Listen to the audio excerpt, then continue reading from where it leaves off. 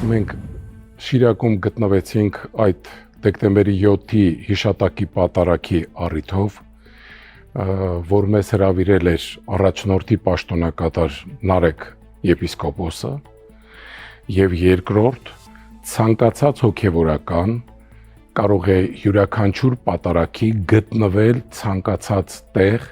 եւ մասնակցել պատարագին։ Պատարագ մատուցելու ժամանակ է, որ պիտի տվյալ թեմի առաջնորդի օրհնությունը եւ գիտությունը լինի։ Մնացած դեպքերում յուրաքանչյուր հոգևորական կարող է ուխտավորաբար գտնվել որևէ մի եկեղեցում եւ մասնակցել պատարագի։ Ես 17 տարի եղել եմ Վրաստանի հայոց թեմի առաջնորդը եւ տասնյակ հոգևորականներ պատարագից առաջ, պատարագի ժամանակ, տարբեր տեղերից, մեր նվիրապետական աթոռներից եկել են եւ մասնակցել են այդ պատարագին։